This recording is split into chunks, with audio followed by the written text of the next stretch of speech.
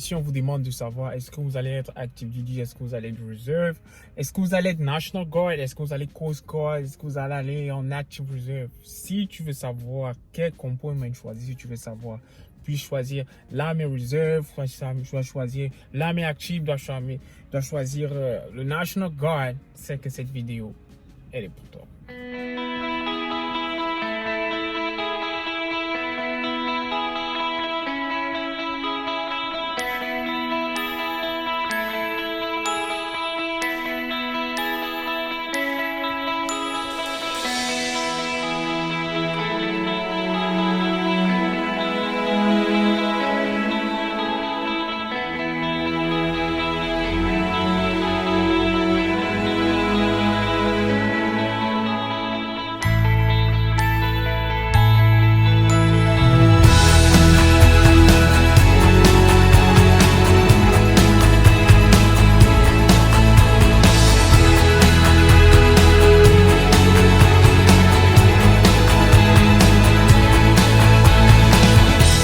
Salut à tous, j'espère que vous vous portez bien. Nous voilà dans une nouvelle vidéo où nous allons vous donner les détails. Ce qu'il faut savoir exactement pour pouvoir choisir où est-ce qu'il faut aller pour être dans l'armée américaine. Que vous soyez National Guard, que vous soyez Reserve ou bien que vous soyez Active Duty. De prime abord, je vais répondre à un internaute qui m'a fait comprendre pourquoi est-ce que je ne fais jamais de vidéos ici en uniforme ou bien et tout.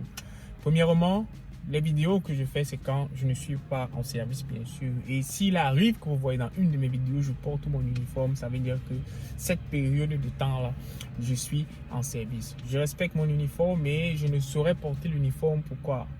Pour vous montrer que je suis dans l'armée? Non, pas du tout. Je porte mon uniforme uniquement quand je suis en service. C'est-à-dire, comme je suis réserviste, je porte mon uniforme une fois par mois pendant 3 jours. Généralement, c'est pendant le week-end. Donc, si pendant cette période-là, on a la possibilité de faire une vidéo quand je suis en uniforme, ça sera bien sûr cool. Mais sinon, vous allez vous contenter de ceci. Je ne saurais bien sûr prendre mon uniforme pour... vous voyez, donc il faut respecter. Moi, je respecte beaucoup l'uniforme. Je respecte beaucoup les États-Unis d'Amérique parce que c'est un pays qui m'a offert beaucoup d'opportunités. Alors, on va entrer dans le vif du sujet, à savoir, est-ce qu'il faut être active reserve ou bien National Guard?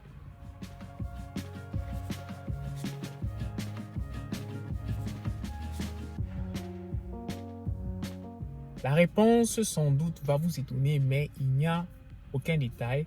Il n'y a aucune raison qui soit universelle pour que je dise à quelqu'un choisis réserve, choisis National Guard ou bien choisis Active Duty.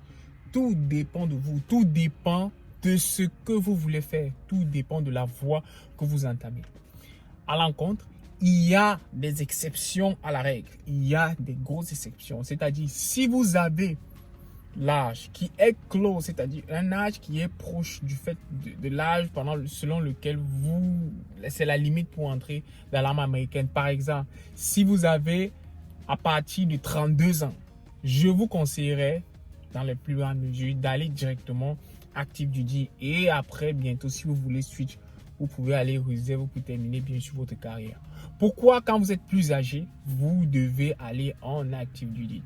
Que je conseille bien sûr aux personnes d'aller en Active Duty parce que le contrat c'est plus ou moins 4 ans et quand vous terminez vos 4 ans, vous avez les full bénéfices de quelqu'un qui a bien sûr fini son contrat et tout le reste. C'est là où vous allez voir si vous aimez ou bien si vous n'aimez pas. C'est toujours cool. Et à la fin de vos 4 ans, vous bénéficiez de votre post-TI Bill qui vous permet d'aller à l'école gratuitement. Bon, on va pas dire gratuitement. Elle a mis finance votre école, bien sûr, d'avoir une maison sans pouvoir payer le down payment et tout ce qui va avec. Donc, si vous êtes âgé, je vous conseillerais mieux de partir Active Duty d'abord. Maintenant, dans un deuxième cas de figure, comme je le disais tantôt, tout dépend de vous. Tout dépend de votre plan de carrière. Qu'est-ce que vous voulez exactement faire dans le service militaire américain? C'est super important. C'est pour cela que je le mentionne dans toutes mes vidéos. Avant de contacter un recruteur, première des choses, inscrivez-vous sur le site Match to Success pour pouvoir bien sûr étudier le test de votre test de ASVAB. Parce que c'est ce test de ASVAB là qui sera déterminant pour les différents jobs que vous allez choisir. Bien entendu, vous arrivez avec un statut de green card, vous n'allez pas avoir accès à certains boulots qui nécessitent la nationalité américaine, c'est-à-dire vous aurez des choix assez réduits. Même dans ces choix réduits-là, vous avez toujours la possibilité de choisir un boulot qui va bien sûr selon vos objectifs. Et il faut vous fixer. Sachez que si par exemple j'entre dans l'armée américaine à tel âge, je me dis peut-être si je signe réserve, le contrat ça peut être 6 ans, ça va être long. Ou bien si je signe active duty, le contrat ça peut être 4 ans. Ou bien si je signe national guard, ça peut être 3 ans, 4 ans. Il faut regarder tous ces aspects-là en fonction de vos objectifs personnels. Que vous soyez marié, ça importe. Que vous soyez célibataire, ça importe. Que vous soyez célibataire avec enfants, ça compte toujours parce que l'armée américaine, c'est une armée qui promouvoit la famille, bien sûr. Donc, pensez à tout cela quand vous allez faire votre choix. Pensez à votre école parce que je le dis et je le dis toujours dans toutes les vidéos, c'est que vous ne pouvez pas décider de rejoindre l'armée américaine, que vous soyez actif du National Guard ou bien réserviste, si vous n'avez pas pour objectif de prendre profit des bénéfices sur les côtés de l'école, du côté éducationnel. Si vous ne voulez pas aller à l'école, ne rejoignez pas l'armée américaine. Honnêtement parlant. Pour quelqu'un qui, bien sûr, vient aux États-Unis en tant qu'African American. Si tu ne veux pas aller à l'école, ça ne sert à rien de rejoindre l'armée américaine. Tu peux faire autre chose. Parce que ça sera, pour moi, c'est comme une perte ou bien c'est un gâchis de temps et tout ce qui va avec. Donc, si vous décidez, bien sûr, d'être réserve, National Guard et active, tout dépend de vos objectifs. Maintenant, si vous êtes plus jeune, et que vous êtes célibataire, sans enfant et que vous aimez le voyage, signez Active Duty. Ok? C'est 3-4 ans. Après, vous aurez le temps peut-être de rentrer à l'école et faire tout ce que vous voulez et tout. Maintenant, si vous êtes dans ce que j'appelle le middle age, c'est-à-dire entre 22 ans et 30 ans, vous pouvez être soit active duty et partir à l'école part-time, maybe full-time, ça dépendra de votre unit, ou bien encore être réserviste, la décision que moi j'ai bien sûr prise, c'est-à-dire j'ai décidé d'être réserviste pendant un temps et on verra par le futur, bien sûr, si est-ce que je pourrais aller actif ou réserve. Et sachez que c'est possible d'être actif et de partir réserve, et c'est possible d'être réserve et de partir actif. Seulement, pour partir de réserve à actif, c'est assez simple, tout dépend, ils vont voir si bien sûr il y a les spots available, s'il y a des positions disponibles pour que vous puissiez switch automatiquement. Mais quand vous êtes actif duty, vous devez terminer votre contrat avant maintenant de partir réserve. Ça veut dire qu'au milieu de votre contrat de réserviste, vous pouvez être actif duty.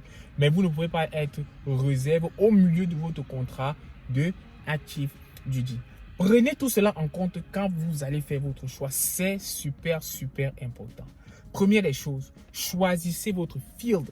Choisissez votre carrière. Choisissez ce que vous voulez faire.